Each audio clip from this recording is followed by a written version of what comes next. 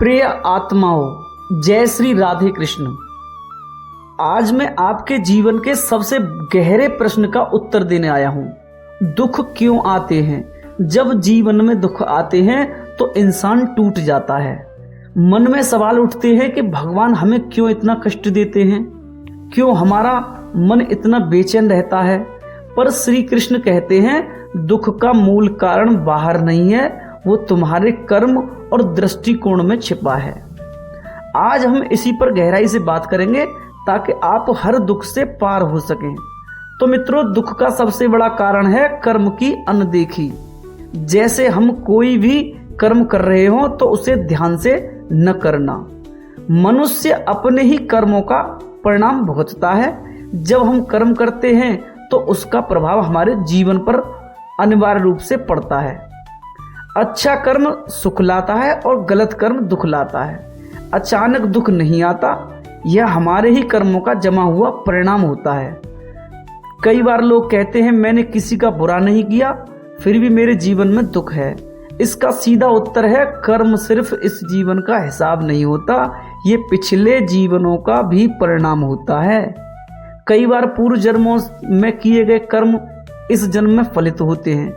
इसलिए श्री कृष्ण सिखाते हैं कि हर कर्म सोच समझ कर करना। छोटी छोटी गलतियां भविष्य में बड़ा दुख बनकर लौटती हैं। और अपेक्षा ही है जड़ दुख की। अपेक्षा से मतलब है उम्मीद करना। दूसरा सबसे बड़ा कारण है अपेक्षा। इंसान हर पल किसी नतीजे की उम्मीद में जीता है। जब चीजें हमारे अपेक्षा के अनुसार नहीं होती तब दुख जन्म लेता है।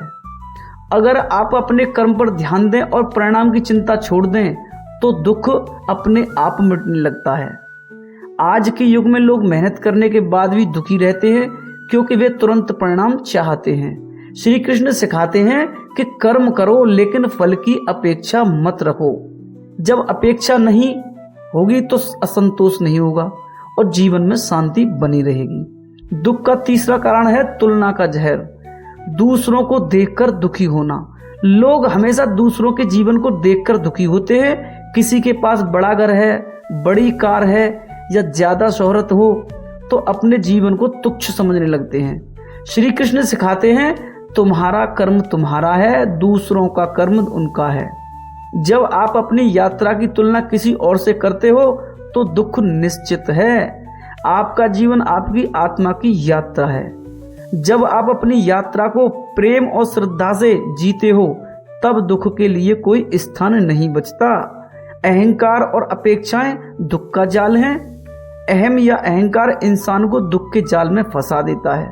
जब इंसान सोचता है कि मैं ही सब कुछ हूं, मुझे ही सब कंट्रोल करना है, तब ईश्वर से उसका जुड़ाव टूटने लगता है। वह अकेला महसूस करने लगता है और दुख में डूबता चला जाता है।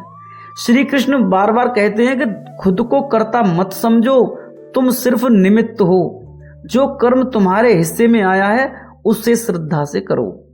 जब अहंकार समाप्त होगा तो दुख का रास्ता अपने आप बंद हो जाएगा। अब है गलत संगति और सोच का असर।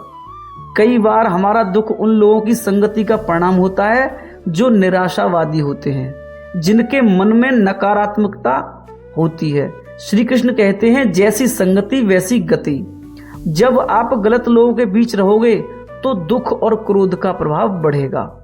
लेकिन जब आप सत्संगति में रहोगे, अच्छे विचारों में रहोगे, सकारात्मक ऊर्जा में रहोगे तो धीरे धीरे दुख आपके जीवन से दूर होने लगेगा। और इच्छाओं का बंधन भी दुख का। इच्छाएं मनुष्य को जकड़ कर रखती हैं। इंसान जब एक इच्छा पूरी करता है तो 10 और नई इच्छाएं जन्म लेती हैं। यही इच्छाएं दुख का कारण बनती हैं। श्री कृष्ण कहते हैं जब मनुष्य अनावश्यक इच्छाओं को त्याग देता है तभी वह शांति का अनुभव करता है। हमें जीवन में जरूरी चीजों के लिए परिश्रम करना चाहिए, लेकिन अनंत इच्छाओं के पीछे भागने से दुख ही मिलेगा। दुख में समय की परीक्षा होती है और धैर्य की शक्ति का पता चलता है और मजबूत बनते हैं हम। कई बार दुख इसलिए आता है कि ताकि ईश्वर हमें परीक्षा में डाल सके। समय कठिन आता है ताकि हम मजबूत बने। अगर हम धैर्य रखते हैं, सकारात्मक दृष्टि में रहते हैं तो समय जरूर बदलता है। दुख हमें गिराने नहीं बल्कि निखारने आता है। श्री कृष्ण कहते हैं जो कठिन समय में डटा रहता है वही असली विजेता बनता है।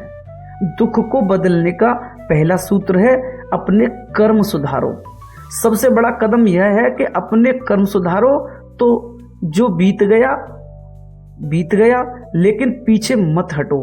और सबसे बड़ी बात है ईमानदारी से अपने कर्म करो। धीरे धीरे पुराने पाप भी खत्म होने लगते हैं और दुख हटता जाता है। दुख से बचाव कैसे करें? दूसरों को माफ करना सीखो।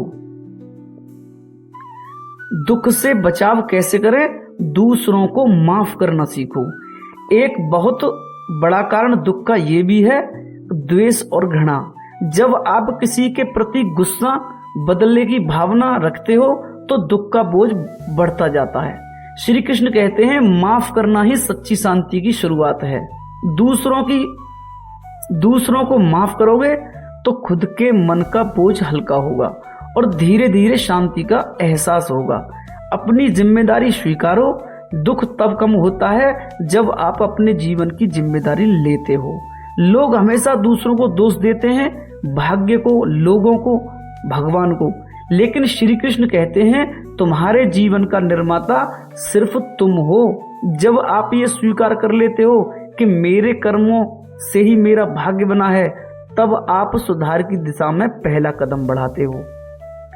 दुख का अंत शुरू होता है। दुख का एक ही इलाज है, सेवा भाव अपनाओ।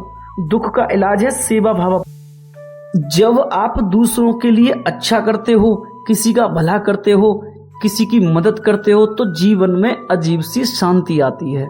श्री कृष्ण सिखाते हैं सासेवा से बड़ा कोई धर्म नहीं। जो सेवा करता है वह दुख से ऊपर उठ जाता है। सेवा मन को निर्मल बनाती है और मन निर्मल होगा तो दुख टिक नहीं सकता। और सच्ची भक्ति से मिलती है स्थायी खुशी।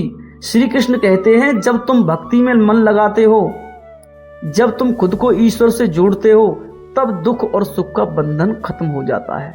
भक्ति का मतलब सिर्फ पूजा करना नहीं है, बल्कि हर कर्म को श्रद्धा से करना है।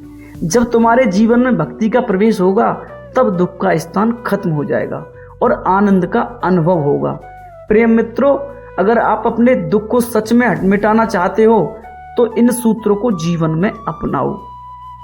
अच्छे कर्म करो, अपेक्षा छोड़ो, तुलना मत करो, अहंकार को त्यागो, सकारात्मक संगति रखो, अनावश्यक इच्छाओं से दूर रहो, धैर्य रखो, दूसरों को माफ करो, जिम्मेदारी लो, सेवा करो और भक्ति में लीन रहो। तब देखना जीवन का हर दुख धीरे धीरे मिटने लगेगा। श्री कृष्ण कहते हैं जीवन में सुख दुख आते रहेंगे, लेकिन जिसने अपने मन को साध लिया वह हर परिस्थिति में खुश रह सकता है। तो मित्रों, आइए अब हम इन्हीं बिंदुओं को और गहराई से समझते हैं ताकि श्री कृष्ण की प्रेरणा आपके हर दुख का समाधान बन जाए। कर्म का गहरा रहस्य है जीवन जैसे बोओगे वैसा पाओगे। कर्म का विज्ञान बड़ा ही सूक्ष्म है। हम जो भी सोचते हैं, जो भी बोलते हैं और जो भी करते हैं, ये सब कुछ ऊर्जा बनकर ब्रह्मांड में जाता है और उसका परिणाम हमारे जीवन में लौटता है। जब आप किसी के लिए बुरा सोचते हो या बुरा करते हो, वह ऊर्जा नष्ट नहीं होती, वह समय आने पर दुख के रूप में लौटती है।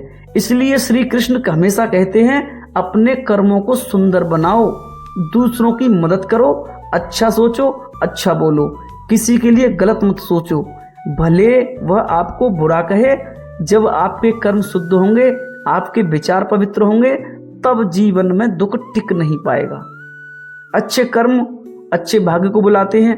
दुख के बचने का सरल सूत्र है अपेक्षा को छोड़ो।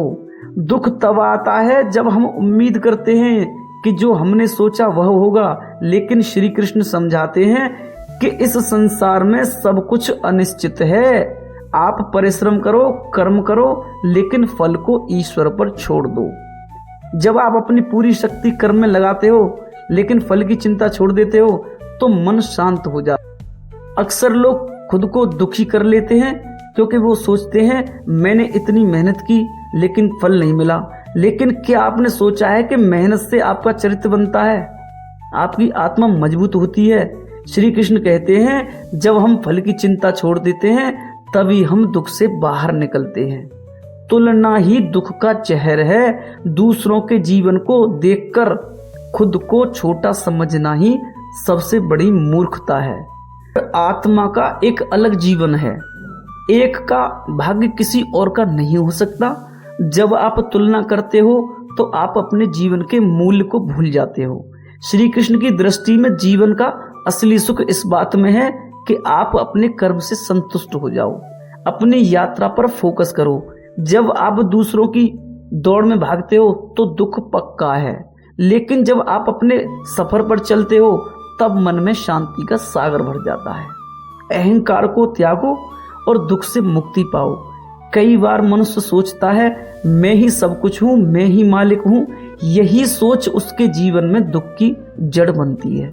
जब चीजें उसके अनुसार नहीं होती तब वह टूट जाता है। श्री कृष्ण कहते हैं अहंकार को छोड़ दो, खुद को ईश्वर का एक छोटा सा माध्यम मानो।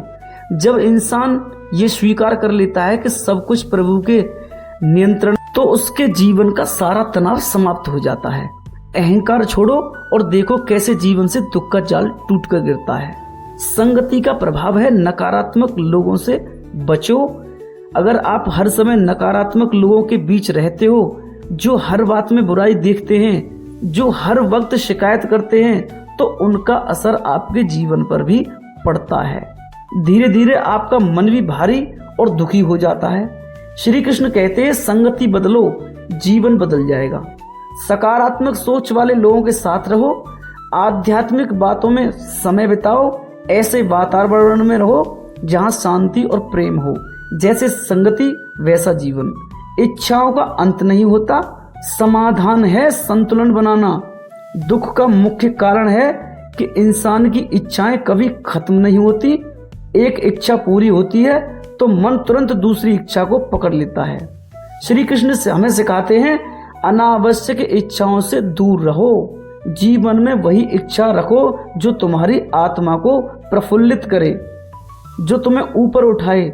बाकी की छोटी इच्छाओं को छोड़ दो। जब तुम्हारे जीवन में कम इच्छाएं, तब मन शांत होगा और दुख का कोई स्थान नहीं बचेगा। लेकिन धैर्य से समय का खेल बदलता है। जब दुख आता है तो लोग अधीर हो जाते हैं, वे कहते हैं मेरा समय कब बदलेगा। लेकिन श्री कृष्ण कहते हैं समय बदलना तय है, लेकिन जो धैर्य नहीं रखता वह अपना सब कुछ खो देता है। हर बुरा वक्त एक अवसर है खुद को सुधारने का, धैर्य दिखाने का, अपने कर्मों को शुद्ध करने का। जो इस मौके का उपयोग करता है उसके जीवन में सुख और सफलता का आगमन अवश्य होता है। माफी का जादू चलाओ, खुद को मुक्त करो। कई बार हम दूसरों की गलतियों को दिल में पकड़कर बैठ जाते हैं। गुस्सा और बदला हमारे मन को जला देता है। श्री कृष्ण कहते हैं माफी दो। माफी सिर्फ दूसरों को नहीं बल्कि खुद को भी दो। माफ करने से दिल का बोझ हल्का होता है। जब मन हल्का होता है तभी वह ईश्वर के प्रेम और सुख को महसूस कर सकता है। माफ करो और देखो कैसे जीवन सरल और सुंदर बन जाता है। और दुख को कैसे भगाओ।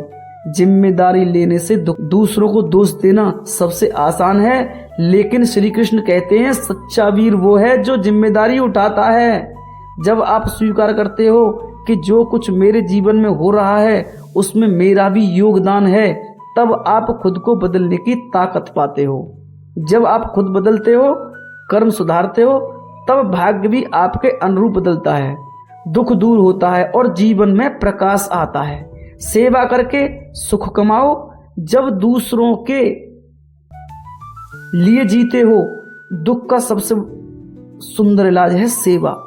जब आप दूसरों के लिए कुछ करते हो, किसी की मदद करते हो, किसी गरीब को सहारा देते हो, तो ईश्वर का आशीर्वाद स्वतः ही बरसने लगता है। जीवन में सुख तब आता है जब हम सिर्फ अपने लिए नहीं बल्कि दूसरों के लिए भी जीते हैं। श्री कृष्ण कहते हैं जो सेवा में लगे रहते हैं उनके जीवन में दुख नहीं टिक सकता। और भक्ति की शक्ति ही सबसे बड़ा सुख है। आखिरी और सबसे महत्वपूर्ण बिंदु है भक्ति।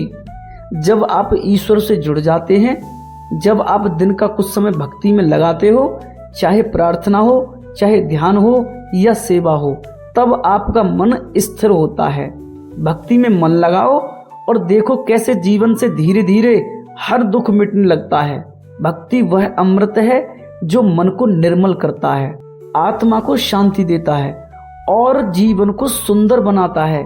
प्रिय आत्माओं, दुख तो जीवन का एक अध्याय है, लेकिन उससे बाहर निकलना आपके हाथ में है। कर्म सुधारिए, अपेक्षाएं छोड़िए, तुलना से बचिए, अहंकार गिराइए, सेवा करिए और भक्ति करिए और देखिए कैसे जीवन का हर दुख श्री कृष्ण की कृपा से प्रेम में बदल जाता है। तो मित्रों, आपको हमारी वीडियो अच्छी लगी हो तो चैनल को सब्सक्राइब कर लें, लाइक, शेयर और कमेंट जरूर करें। जय श्री राधे कृष्ण।